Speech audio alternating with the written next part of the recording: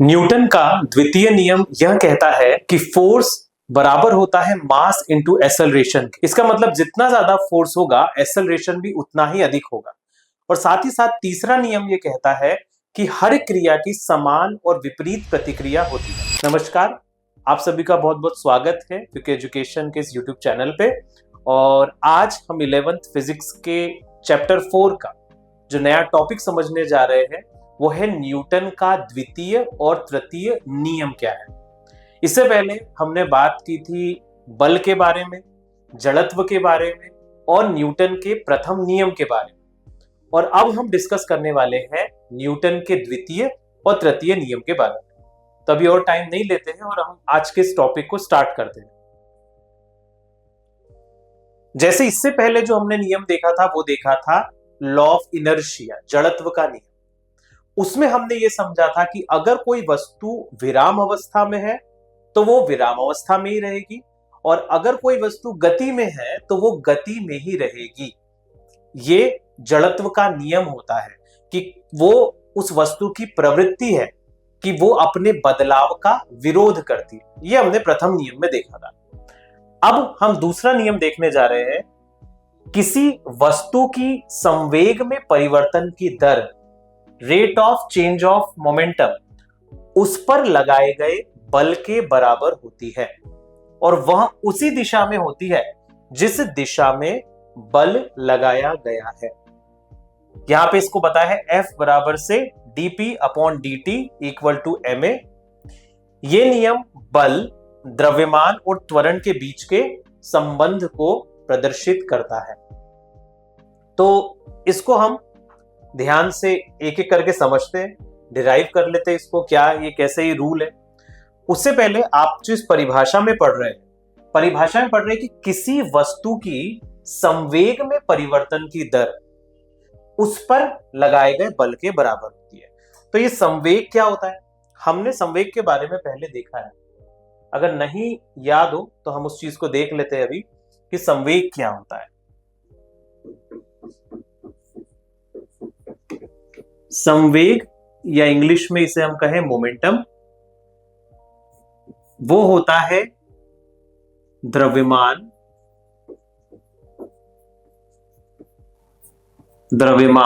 गुणित वेग। ठीक है, और इसको रिप्रेजेंट करते हैं हम P बराबर से m इंटू वी। ठीक है, ये होता है संवेग। संवेग किसके बराबर होता है? द्रव्यमान गुणित वेग के बराबर m इंटू वी। ठीक है, तो ये सदिश राशि है। ठीक है, ये भी सदिश है, वेलोसिटी भी सदिश है। मैंने अभी उसको वहां रिप्रेजेंट नहीं किया। तो आप ये देखो, कहना क्या है इस नियम का? इस नियम का कहना है किसी वस्तु की संवेग में परिवर्तन की दर उस पर लगाए गए बल के बराबर होती है, और वहीं उसी दिशा में होती है जिस दिशा में बल लगाया जाता है। कहने का मतलब यह है कि जो फोर्स है वो फोर्स बराबर होता है किसके? फोर्स डायरेक्टली प्रोपोर्शनल या समानुपाती है आपके del P upon del T के। फोर्स किसके समानुपाती है? संवेग में परिवर्तन की दर किसके समानुपाती है? फोर्स संवेग में परिवर्तन की दर के अनुक्रमानुपाती या समानुपाती है। संवेग में परिवर्तन के समानुपाती नहीं है, इस चीज को में ध्यान में रखना है। Del P upon del T, del T माना समय और डेल पी माना संवेग में परिवर्तन, माना संवेग में परिवर्तन की दर किस रेट में, rate of change of momentum, संवेग में जो परिवर्तन हो रहा है उसकी दर के समानुपाती होता है फोर्स। ठीक है, इसको हम थोड़ा सा चेंज करके ऐसे भी लिख सकते हैं। मैं आपको एक एक चीज से बताता हूं। अगर मैं इसके समानुपाती के साइन को हटा दूं तो k आ जाएगा, और यहां पे मैं कर देता हूं इसको dp बाई dt से रिप्रेजेंट कर देता हूं मैं। k जो है वो प्रयोगों से प्राप्त किया गया है कि k इज इक्वल टू 1। तो जो आपको F मिलेगा वो मिलेगा dp अपॉन dt। ठीक है, P की जगह हम क्या रख सकते हैं, mv, d by D T mv, क्योंकि संवेग होता है mv के बराबर। मास तो एक कांस्टेंट है, तो मास को मैं बाहर निकाल देता हूं, ये हो गया d by D T into V. अब ये बताए, हमने इससे पहले motion in a straight line, एक सरल रेखा में गति और समतल में गति, इनमें हमने सब चीजों को देखा है कि एक्सेलरेशन क्या होता है, माना त्वरण क्या होता है, वेग क्या होता है ना, विस्थापन क्या होता है, सारी चीजों को देखा है। तो ये बताए कि वेग में परिवर्तन की दर dv बाई dt क्या है, v माना वेग, d बाई dt माना परिवर्तन की दर। वेग में परिवर्तन की दर को हम क्या कहते हैं, वेग में परिवर्तन की दर को हम कहते हैं dv बाई dt, ये होता है एक्सेलरेशन माना त्वरण। ये क्या है आपका, वेग में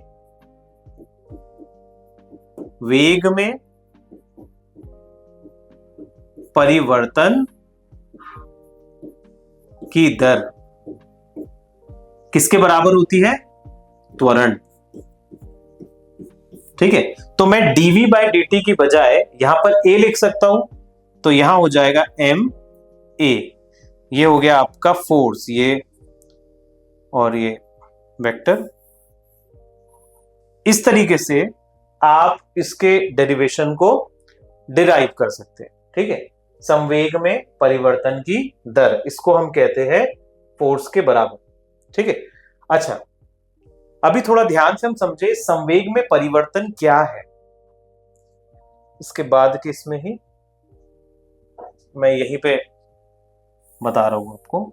संवेग में परिवर्तन क्या है, संवेग में परिवर्तन का मतलब है डेल पी बराबर P F minus P I. P F क्या है यहां, पी एफ फाइनल संवेग, और पी आई क्या है, इनिशियल संवेग या शुरुआती संवेग। तो संवेग में परिवर्तन को हम थोड़ा सा कुछ एग्जाम्पल की मदद से समझते हैं। संवेग जैसे हम बात कर रहे थे, P is equal to m into V, mass into velocity. तो फाइनल संवेग और इनिशियल संवेग के डिफरेंस को ही हम कहते हैं संवेग में परिवर्तन, कि संवेग में आखिर कितना परिवर्तन हुआ है, उसकी दर किसके बराबर होती है, और यहां पे हम साइड में लिख लेते हैं, वो होती है हमारी F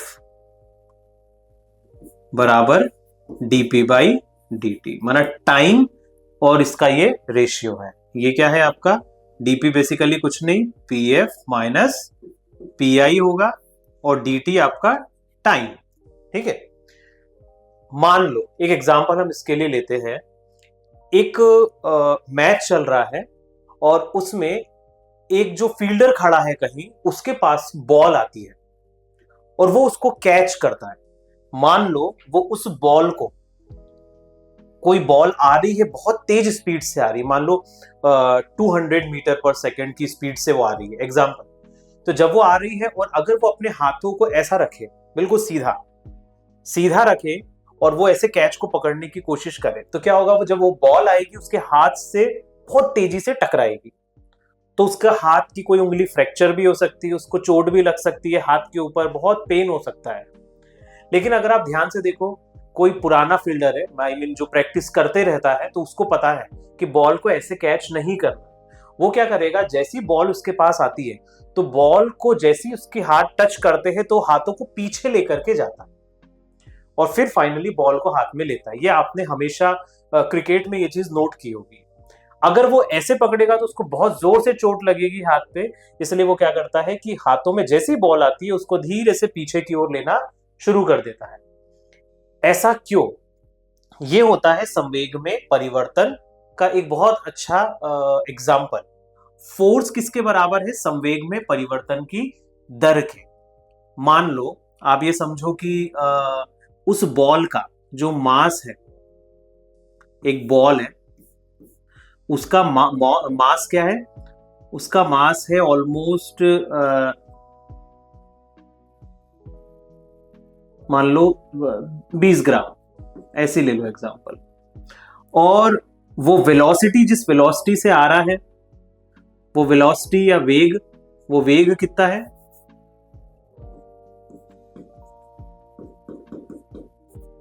वो वेलोसिटी मान लो 200 मीटर पर सेकेंड, ऐसे ले लो।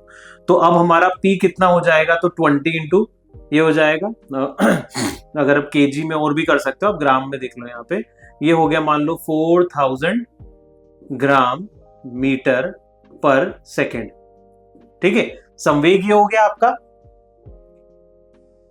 अब इतनी तेजी से जब वो आ रहा है हाथ में, ठीक है, तो नेचुरली अगर आप इसके आपके हाथ में आने का जो टाइम है, ये बॉल आ रही है और ये है हैंड,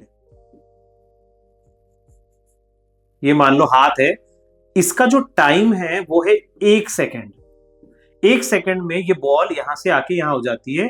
इसका जो संवेग पहले 4000 ग्राम मीटर पर सेकेंड मान लो एग्जांपल में, वो सीधे यहां आता है और सीधे वो एक सेकेंड भी नहीं, 1 सेकेंड से भी कम ले लो आप, माइक्रो सेकेंड्स में, माना समझो 1 माइक्रो सेकेंड में, 1 माइक्रो सेकेंड में ये बॉल इसके हाथ में आ जाती है। तो उसका जो संवेग यहाँ 4000 ग्राम मीटर पर सेकेंड था, अब वो एकदम से यहाँ पे 0 होता है। तो 0 होता है, तो अगर हम इसकी दर निकालेंगे पीएफ माइनस पीआई, तो 4000 माइनस 0 अपॉन 1 माइक्रो सेकेंड। तो आप देखो कितनी तेजी से वो उसके हाथ पे आएगा, और उसका हाथ फ्रैक्चर भी हो सकता है, उंगलियां फ्रैक्चर हो सकती है, उसमें चोट लग सकती है। अगर इसके बजाय हम इस टाइम को बढ़ा देते हैं, ठीक है, टाइम को अगर मैं बढ़ा दूं, आप जानते हो कि फोर्स से जो टाइम है, फोर्स से जो टाइम है वो क्या है?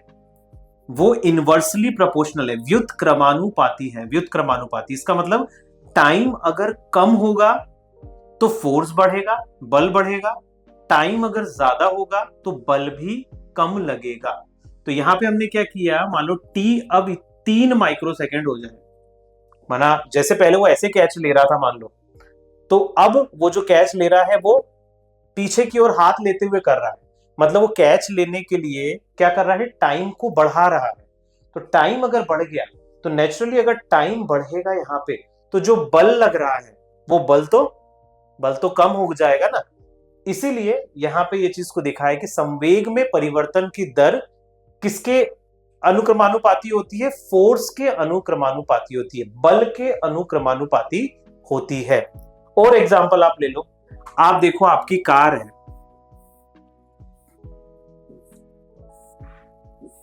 ये कार है, आपने देखा होगा जैसे बैलगाड़ी होती है, ठीक है, तो बैलगाड़ी पे अगर आप कभी बैठे हो तो बैलगाड़ी के पहियों में स्प्रिंग या शॉकअप नहीं होते हैं।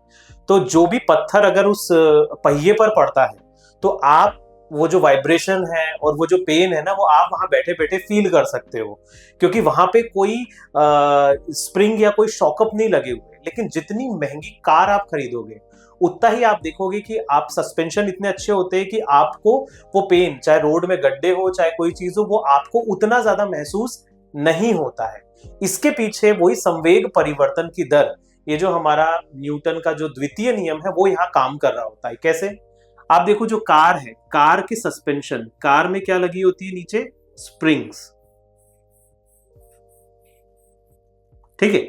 मान लो कार चल रही है, कार चल रही है और एक गड्ढा आया है बीच में, तो गड्ढा जैसे ही आया तो उसके संवेग में परिवर्तन होगा, ठीक है।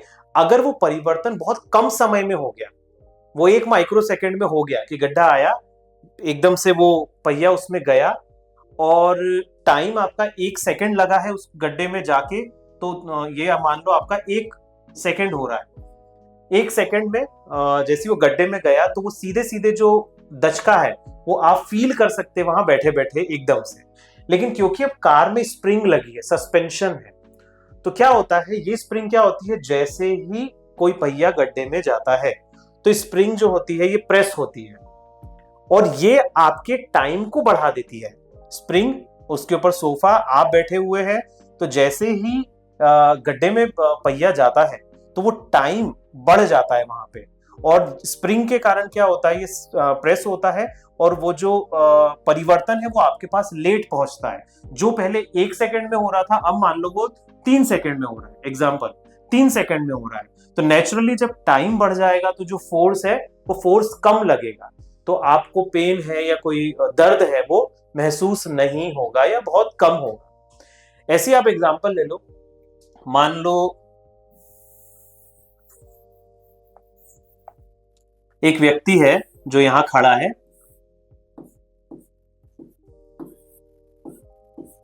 और यहां नीचे रखे हैं गद्दे, बहुत सारे फोम के गद्दे रखे हुए हैं और ये बहुत हाइट पे है, मान लो ये 40-50 फीट पे है, ये 50 फीट की हाइट पे है और नीचे रखे हैं गद्दे। जब ये यहां से कूदेगा, ठीक है, तो इनिशियली उसका जो आप देखोगे जो संवेग होगा, वेलोसिटी उसकी ज्यादा होगी। जैसे ही ये गिरेगा गिरेगा गद्दे पे जाएगा तो टाइम जो है वो बढ़ जाएगा, जिसके कारण से क्या होगा कि वो बच जाएगा, सेफ हो जाएगा, उसको दर्द नहीं होगा, उसके हाथ पैर नहीं टूटेंगे। इसके बजाय अगर ये गद्दा यहाँ नहीं हो तो जो टाइम है वो इंस्टेंट होगा, जैसे ये गिरेगा जमीन पे 1 सेकंड में वो पूरा का पूरा जो सारी जो चोट होगी वो डायरेक्ट उसको लगेगी। टाइम क्योंकि कम हो गया है, और टाइम कम हो गया इसका मतलब फोर्स बढ़ गया है। तो ये सारे जो उदाहरण है ये संवेग में परिवर्तन के उदाहरण है, कि संवेग में परिवर्तन की जो दर है वो फोर्स के समानुपाती होती है। तो ये सारे उपाय हर जगह किए जाते हैं ताकि इस चीज को हम इससे होने वाले नुकसान को हम कम से कम कर सके। ठीक है, तो ये 3 चीजें हमने इसमें देखी। क्या था नियम, फिर से देख लो। नियम था हमारा किसी वस्तु की संवेग में परिवर्तन की दर उस पर लगाए गए बल के बराबर होती है और वहां उसी दिशा में होती है जिस दिशा में बल लगाया जाता है। F बराबर से dp/dt m/a। अगर हम इसके बात करें, हम इसके यूनिट की, तो इसकी जो यूनिट होगी m/a, तो मास की होती है किलोग्राम और एक्सेलरेशन की होती है मीटर अपॉन सेकेंड स्क्वायर, तो ये हो जाएगा kg मीटर पर सेकेंड स्क्वायर फोर्स के लिए। और अगर हम विमाओं की बात करें, विमाओं की अगर हम बात करें तो जो विमा है इसकी, विमा आप खुद निकाल सकते हो, हमने पहली यूनिट में इसको देखा है। विमा होती है आपकी ये बल है आपका मास इनटू एक्सेलरेशन, द्रव्यमान और त्वरण। तो द्रव्यमान का m होगा और त्वरण का हम जानते हैं L/T-2 होता है, तो ये हो गया आपका विमाएं mL1T-2, mL1T-2, ये आपकी बल की विमा हो जाएगी। ठीक है, संवेग की क्या होगी, संवेग की होती है m/v, मास इंटू वेग, मास होता है ये, वेग की होती है मीटर पर सेकंड, तो L/T-1, ये आपकी संवेग की होगी, mL/T-1 संवेग की। तो ऐसे आप इसकी विमा भी फाइंड आउट कर सकते हैं। ठीक है, अब तीसरे नियम की हम बात करते हैं। न्यूटन का तीसरा और बहुत बहुचर्चित या कहे बहुत फेमस ये नियम है। यह है तीसरा नियम इसका, प्रत्येक क्रिया के बराबर और विपरीत प्रतिक्रिया होती है। जब एक वस्तु दूसरी वस्तु पर बल लगाती है तो दूसरी वस्तु भी पहली वस्तु पर उतना ही बल विपरीत दिशा में लगाती है। यह न्यूटन का थर्ड नियम है। फिर से सुनना, प्रत्येक क्रिया के बराबर और विपरीत प्रतिक्रिया होती है। जब एक वस्तु दूसरी वस्तु पर बल लगाती है तो दूसरी वस्तु भी पहली वस्तु पर उतना ही बल विपरीत दिशा में लगाती है।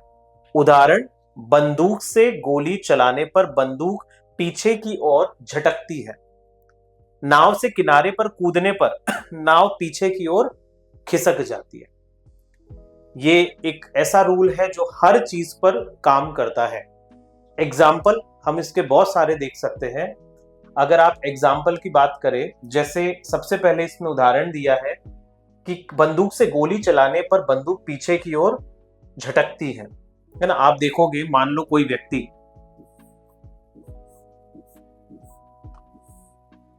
बंदूक से गोली चलाता है, ठीक है, जैसे ही चलाता है तो वो पीछे की ओर झटकती है, झटका देती है, और जितना फोर्स उसने गोली को भेजने के लिए लगाया है उतना ही बल वो पीछे की ओर भी लगाएगी, क्योंकि हर क्रिया की समान और विपरीत प्रतिक्रिया होती है।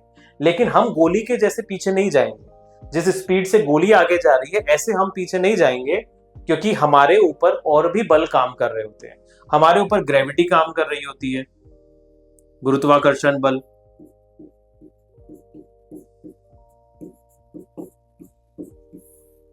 जिसके कारण से उतना, हाँ, लेकिन अगर स्पेस में आप हो और स्पेस में अगर किसी चीज को आप आगे फेंकने की कोशिश करोगे तो जितनी ताकत से आप उसे आगे भेज रहे हो उतनी ही ताकत से आप भी पीछे की ओर मूव कर जाएंगे, क्योंकि वहां पर ग्रेविटी काम नहीं कर रही होती है। ठीक है, तो इसीलिए ये जो होता है कि पीछे की ओर झटका लगता है। दूसरा एग्जाम्पल यहां पे दिया, किसी किनारे पर आप खड़े हो, माना नाव में आप बैठे थे, ठीक है, आप किनारे, यहां ये किनारा आ गया है, अब आप यहां से कूद करके जंप करके यहां जा रहे हो, ठीक है, तो क्या होगा, जैसे आप इससे जंप मारोगे तो नाव पीछे की ओर खसकना शुरू हो जाएगी, होता है। दूसरा, आप देख सकते हो, जैसे जो रॉकेट स्पेस में लॉन्च किए जाते हैं, जब भेजा जाता है, उसको लॉन्च किया जाता है, तो आप देखोगे पीछे से वो आग निकलती है, धुआं निकलता है। तो बेसिकली क्या होता है, उससे ऐसा प्रेशर, ऐसा फोर्स क्रिएट होता है, जो इसका एक बहुत अच्छा एग्जाम्पल है क्रिया की विपरीत प्रतिक्रिया, कि नीचे की ओर फोर्स लगाया जाता है, नीचे की ओर, आई मीन वो जब धुआं उठ रहा है या आग उठ रही है, उसके कारण से क्या होता है कि वो जो रॉकेट है वो ऊपर की ओर, उस पर फोर्स लगता है, वो ऊपर की ओर जाना वो शुरू कर देता है। ये भी क्रिया और उसकी विपरीत प्रतिक्रिया का एक बहुत अच्छा एग्जाम्पल है। साथ ही साथ में आप देखोगे, जब आप बोटिंग कर रहे होते हैं, तो बोटिंग हम जब करते हैं तो जो चप्पू चलाते हैं हम पानी को पीछे की ओर धकेलते हैं, और उस क्रिया की प्रतिक्रिया क्या होती है कि वो जो नाव है वो नाव आगे की ओर चलना शुरू हो जाती है। हर चीज में, हर जगह क्रिया की विपरीत प्रतिक्रिया कार्य कर रही होती है। ये न्यूटन का जो तीसरा नियम है। अब इसी से संबंधित ये संवेग संरक्षण का सिद्धांत है, law of conservation of momentum. हमने अभी संवेग को देखा था। यदि किसी प्रणाली पर कोई बाह्य बल ना लगाया जाए तो उस प्रणाली का कुल संवेग स्थिर रहता है। यदि किसी प्रणाली पर कोई बाह्य बल ना लगाया जाए तो उस प्रणाली का कुल संवेग स्थिर रहता है, कुल संवेग स्थिर रहता है। ठीक है, माना जो संवेग परिवर्तन है वो जीरो होता है। संवेग परिवर्तन का मतलब, जीरो होने का मतलब ये नहीं है कि कोई संवेग नहीं था। आप एग्जांपल लो, जैसे मान लो कि किसी को एक एग्जाम में, ठीक है, पहला जो एग्जाम हुआ उसमें उस सब्जेक्ट में उसको 100 में से 90 नंबर है, ठीक है, 90 नहीं 60 नंबर है, ठीक है, और फिर उसने 2 महीने बाद नेक्स्ट एग्जाम दिया उसी सब्जेक्ट का, तो उसके फिर से 60 ही नंबर आए। तो अगर हम बोलेंगे कि भाई कितनी प्रोग्रेस हुई, प्रोग्रेस क्या हुई, तो हम देखेंगे प्रोग्रेस 0 हुई है। प्रोग्रेस 0 होने का मतलब ये नहीं कि वो फेल हो गया है या फिर उसको नंबर ही नहीं आए, लेकिन प्रोग्रेस नहीं हुई है। नंबर तो उसके 60 आए हैं, लेकिन उसमें कोई प्रोग्रेस नहीं हुई है, कोई चेंज नहीं हुआ है। तो ऐसी संवेग स्थिर रहना मतलब संवेग परिवर्तन या हम बात करें स्थिर रहने का मतलब है कि उसमें कोई चेंज नहीं आया है, लेकिन ये नहीं है कि कुछ आया नहीं है, माना संवेग कुछ ना कुछ है लेकिन वो स्थिर है, कोई उसके अंदर समय के साथ परिवर्तन नहीं हुआ। यहां देखो, यहां पे ये नियम सभी टक्करों और विस्फोटों में लागू होता है। ये वो नियम है, संवेग परिवर्तन,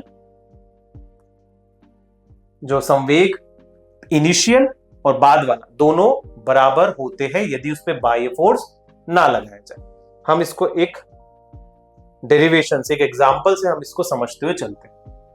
मान लो एक वस्तु है और इसका मास है, द्रव्यमान है m1, और दूसरी एक वस्तु है उसके पीछे और इसका मास है m2। ठीक है, ये m1 u1 गति से आगे की ओर बढ़ रहा है और ये जो m2 है ये u2 गति से पीछे की ओर आ रहा है। ठीक है, m1 u1 स्पीड से आगे बढ़ रहा है, m2 u2 गति से आगे की ओर बढ़ रहा है। ठीक है, लेकिन u2 जो है, u2 बड़ा है u1 से, माना जो पीछे वाले की जो स्पीड है वो पीछे वाले की स्पीड इससे ज्यादा है। ठीक है, तो अभी ये दोनों रन कर रहे हैं, एक पोजीशन आती है जहां पे ये जो दोनों है ये दोनों टकरा जाते हैं। क्यों? क्योंकि m2 की जो गति है वो ज्यादा है, m2 की गति ज्यादा है m1 से, तो ये दोनों टकरा गए तो क्रिया की विपरीत प्रतिक्रिया, वो नियम, जब टकराए तो m2 के कारण m1 के ऊपर एक फोर्स लगेगा और m1 के कारण m2 के ऊपर भी एक फोर्स लगेगा। मान लो F12 लग रहा है सेकंड वाले के कारण फर्स्ट वाले पे। ठीक है, सेकंड वाले के कारण फर्स्ट वाले पे फोर्स लग रहा है F12 और F21 लग रहा है फर्स्ट वाले के कारण सेकंड पे। F12 लग रहा है सेकंड वाले के कारण फर्स्ट पे और F21 लग रहा है फर्स्ट वाले के कारण सेकंड पे। ठीक है, अगर हम यहां पर देखें तो हम ये जानते हैं कि जो तृतीय नियम होता है, तृतीय नियम के अनुसार अगर हम देखें तो ये दोनों बल बराबर होंगे, क्योंकि क्रिया और प्रतिक्रिया ये दोनों सेम होती है, बराबर होती है। हाँ, जो दिशाएं हैं वो दोनों की अपोजिट होगी, वो एक अलग बात है, दिशा अलग होगी लेकिन एक दूसरे पे वो लगाएंगे। और इसके बाद मान लो जब ये टकरा गए, टकराने के बाद अब जो m2 है और आपका m1 है ये v1 स्पीड से आगे बढ़ रहा है और ये v2 स्पीड से अब आगे बढ़ना शुरू हो गया है, दोनों की वेलोसिटी चेंज हो गई है। ठीक है, तो अब हम यहां पे देख लेते हैं कि फोर्स 21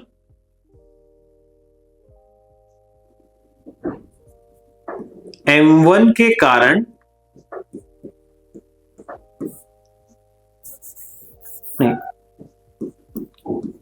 वस्तु एक के कारण दो पर बल, F21 वस्तु एक के कारण दो पर बल है। ठीक है, तो द्वितीय नियम के अनुसार हम क्या करेंगे, del P1 upon del T, एक के कारण दो पर बल। ठीक है, तो डेल P1 माना जो बाद का संवेग m1 पे, जो बाद का संवेग और जो पहले संवेग था हम उसको देख लेते हैं परिवर्तन। तो हम यहां देखेंगे m1 v1 minus m1 u1 upon del t। ठीक है, ये पहला हो जाएगा फोर्स। दूसरा फोर्स हम देखते हैं F12।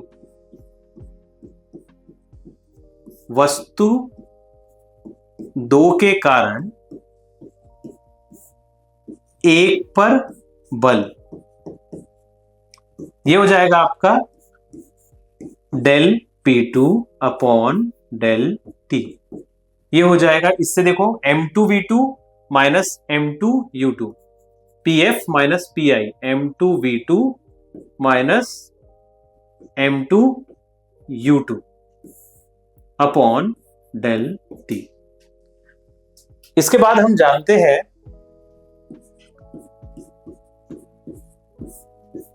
गति के तृतीय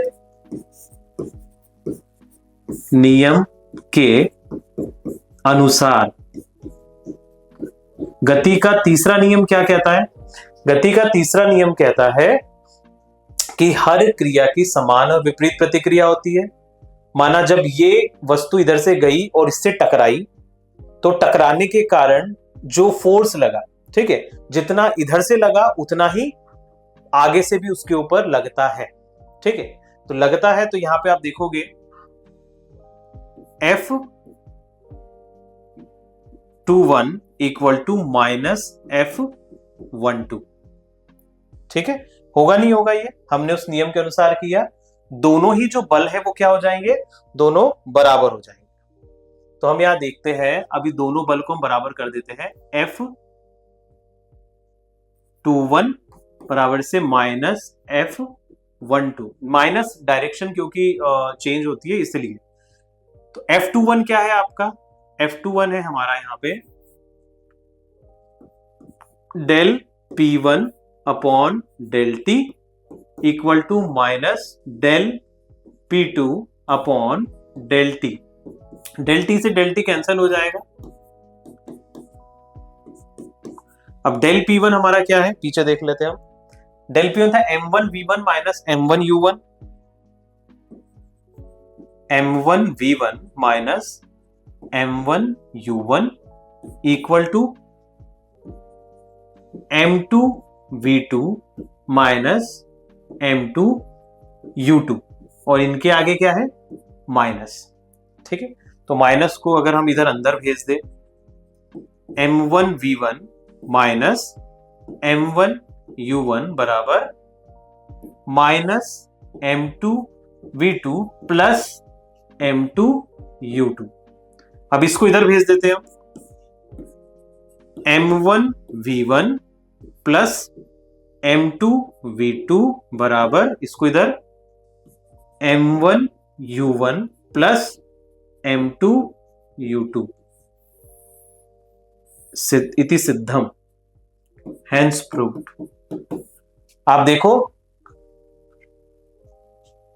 क्या हमारा नियम था, यदि किसी प्रणाली पर कोई बाह्य बल ना लगाया जाए तो उस प्रणाली का कुल संवेग स्थिर रहता है। बाद का संवेग, पहले का संवेग, दोनों संवेग एक दूसरे के बराबर है, उनमें कोई चेंज आपको दिखाई नहीं देगा।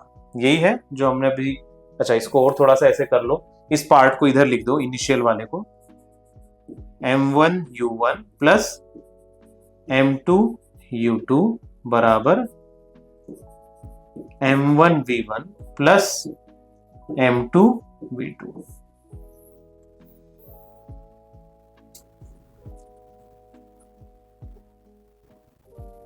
ठीक है, तो ये था हमारा संवेग संरक्षण का सिद्धांत, law of conservation of momentum. ठीक है, इसके बाद के टॉपिक में हम, जो नेक्स्ट हमारा टॉपिक रहेगा, उसमें हम पढ़ेंगे फ्री बॉडी डायग्राम के बारे में और साथ ही साथ घर्षण के बारे में, जो कि हम आगे की क्लास में समझेंगे।